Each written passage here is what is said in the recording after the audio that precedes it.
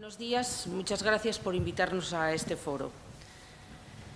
Se me invita a este acto para que dé mi opinión en 5 minutos sobre el mundo rural asturiano y su futuro.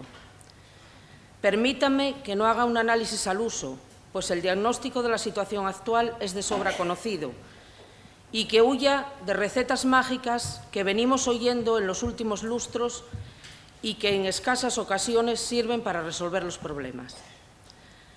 A finales de los años 50 del siglo pasado, con el Plan de Estabilización, se da el pistoletazo de salida al lento pero inexorable declive del mundo rural español y, por ende, del asturiano. La necesidad de mano de obra en las ciudades y en los centros industriales del país promueve el progresivo abandono de los territorios rurales españoles. Desde muy temprano se aprecia que esa migración va a causar problemas en el medio rural. Para evitarlo, se propugnan 101 planes que, por desgracia, no consiguen en la mayoría de los casos mejorar la situación. Llegamos al año 2015 y el problema continúa y se agrava día a día.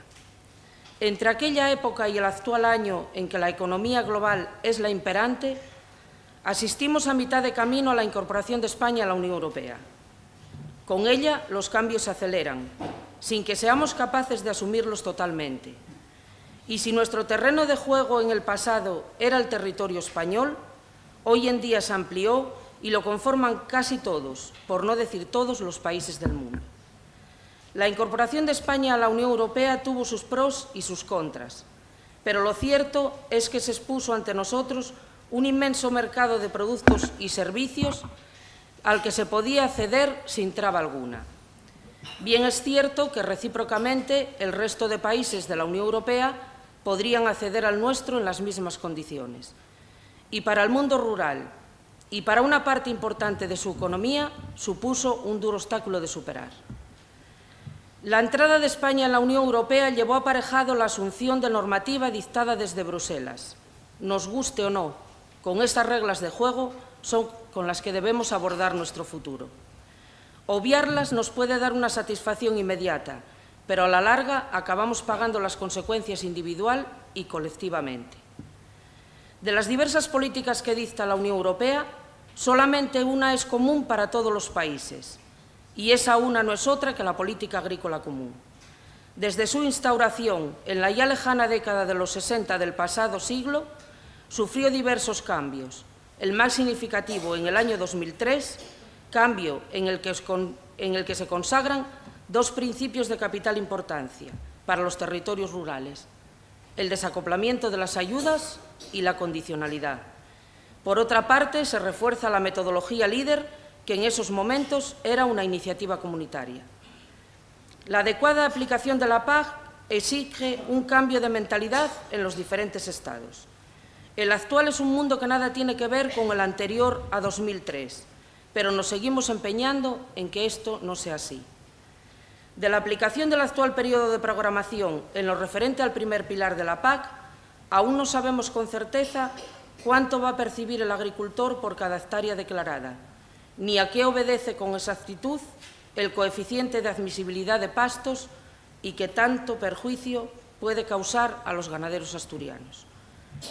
España y, por supuesto, Asturias, en su parte correspondiente, tiene una propuesta de corrección financiera por la cantidad aproximada de 295 millones de euros debido a la inadecuada conservación de los pastos que derivó en el CAP.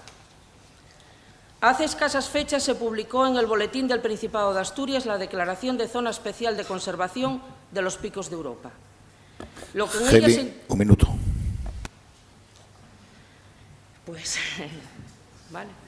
Según los datos del Ministerio, desaparecieron del parque más de 7.500 hectáreas de pastos. Según el Principado, menos de esa cifra.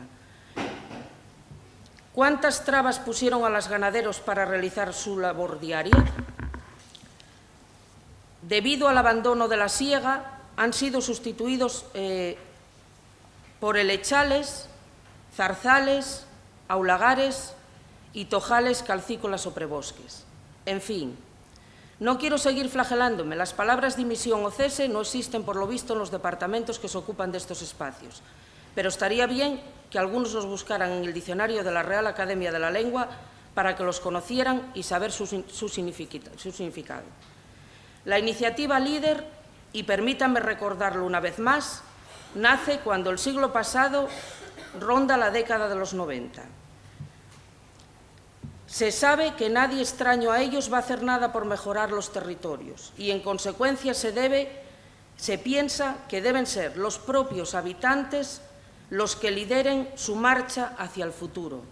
Se idea el LEADER con el que se propone a los habitantes de esos territorios que sean ellos los principales responsables de su crecimiento, con sus ideas y su gestión.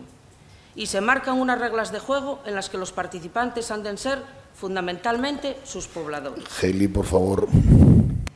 Para terminar, voy a aplicar, o mejor parafrasear, la famosa frase acuñada en el siglo XVIII y muy utilizada por el despotismo ilustrado que diría: todo para los grupos de acción local, pero sin los grupos de acción local. Como final, les invito a reflexionar sobre dos términos que parecen claros y su significado resuelto: integración de políticas y participación efectiva. Muchas gracias.